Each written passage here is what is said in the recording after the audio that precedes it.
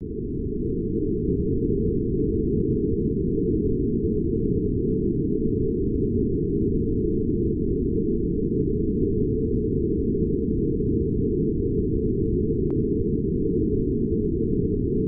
pessoas, aqui quem fala é o Juquiba e o assunto vai ser sempre terror. Em primeiro lugar, YouTube vai tomar no cu. Em segundo lugar, eu devo anunciar que o EPN vai mudar. Não porque eu quero, mas porque eu preciso. O YouTube está muito rigoroso quanto à reprodução de imagens protegidas por direitos autorais. E mesmo que eu teoricamente estivesse blindado pela network, tô sim sendo afetado diretamente. Para vocês terem noção, a Fox excluiu meu vídeo de Garota Infernal, ou seja, né? Então isso, aliado ao fato de que daqui até o fim do ano eu não vou ter computador para fazer vídeos, esse vídeo fatalmente vai ser o último de 2013 e eu espero que vocês entendam. O EPN não vai acabar, ele só vai ser feito em outro formato que eu e um grupo de amigos estamos discutindo a melhor opção. Enfim, vamos para a doce vingança. Você já sabe que mais detalhes vêm no final do vídeo, já sabe que esse vídeo tem spoiler, então preparados ou não, partiu. Jennifer Hills é uma linda escritora que só quer um pouco de paz para trabalhar no seu novo projeto. Para isso, ela resolveu alugar um chalé no campo, lugar teoricamente ideal para conseguir tranquilidade suficiente para escrever mais um de seus livros. Beleza. Como a viagem vai ser longa, é bom abastecer o tanque do carro, né? Pois é, no posto de gasolina ela conhece Johnny, um funcionário do posto que resolveu dar em cima dela, e não é por nada não, mas eu faria o mesmo. Conversa vai, conversa vem, ela diz que tá perdida e que precisa ir pra Mockingbird Trail, e Johnny lhe dá as instruções, até fez ele tropeçar, enfim. Ela faz o retorno e finalmente chega ao chalé, onde se instala e começa a relaxar e escrever seu romance. Bom, só que assim, a gente sabe que todo lugar no campo, por mais lindo e relaxante que seja, uma hora ele acaba dando um certo receio. Para quem se acostumou com a cidade, silêncio demais às vezes incomoda, e Jennifer algumas vezes se sentiu incomodada e vigiada, mas não deu bola porque ela sabe que isso é puramente psicológico. Só que é quando o encanamento do chalé dá um probleminha e faz Jenny chamar por um encanador, que tudo começa a ficar estranho.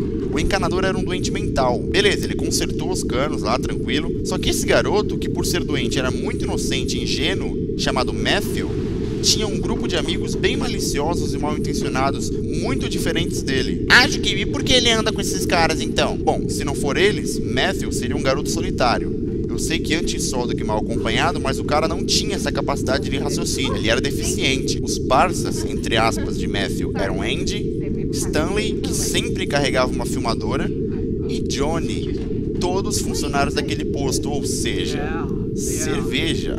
Lá no chalé, a sensação que às vezes Jennifer tinha de estar sendo vigiada por todos os lados agora finalmente se confirma, já que Johnny, Stanley, Andy e Matthew, esse último contra a vontade, resolvem ir até lá perturbar a garota que humilhou Johnny no posto de gasolina mais cedo, sem querer, é verdade.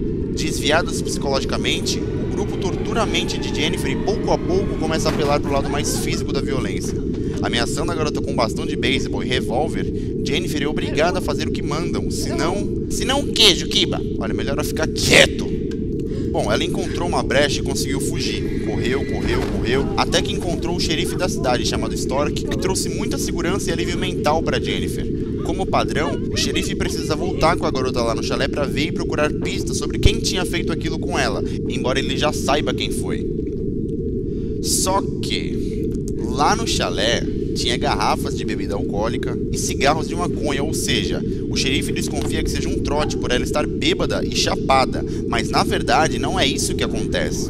O xerife é apenas mais um deles e se junta ao grupo para continuar estraçalhando com o físico e o psicológico da garota. Eles armam para que Matthew, o doente, finalmente perca sua virgindade e ele faz isso sob pressão de seus amigos. Eles até foram embora depois disso, mas quando Jennifer, já completamente atordoada, tentou sumir daquele lugar, foi cercada novamente e o estupro dessa vez foi coletivo e tão violento que desacordou a garota. Alguns minutos mais tarde, ainda cercada pelos caras, ela acordou e saiu andando, cambaleando, tonta, dolorida, estraçalhada física e psicologicamente. E ao passar numa ponte, ela se jogou no rio e desapareceu.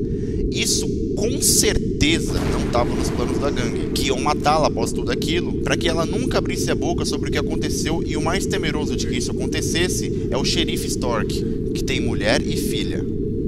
O xerife então designa turnos de vigilância pela área, ordena que o carro de Jennifer seja destruído, obriga Stanley a queimar a fita com a qual gravou toda aquela barbaridade, e ele faz isso. Enfim, acabar com qualquer coisa que signifique evidência ou prova. Eles buscam e nada.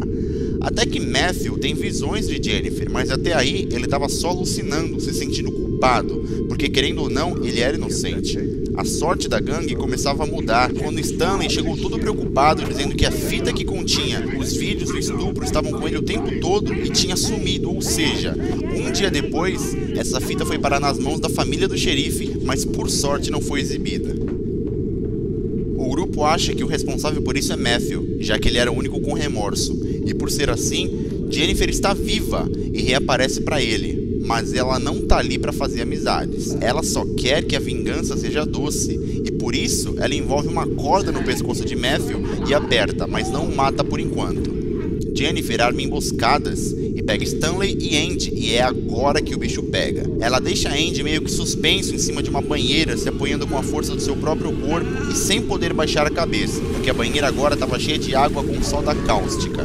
O Stanley foi preso a uma árvore com os cílios esticados para fora para não poder piscar, e caso pisque, ele se daria bem mal. Ela também enche a cara dele de banha de peixe para atrair abutres e esses fazerem o trabalho sujo.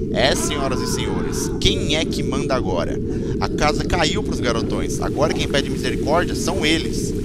Johnny também cai numa armadilha, só que ele é preso completamente nu com os braços para cima e amordaçado, e Jennifer arranca seus dentes e, não satisfeita, corta seu pênis com um tesourão. E agora quem falta? Deixa eu ver.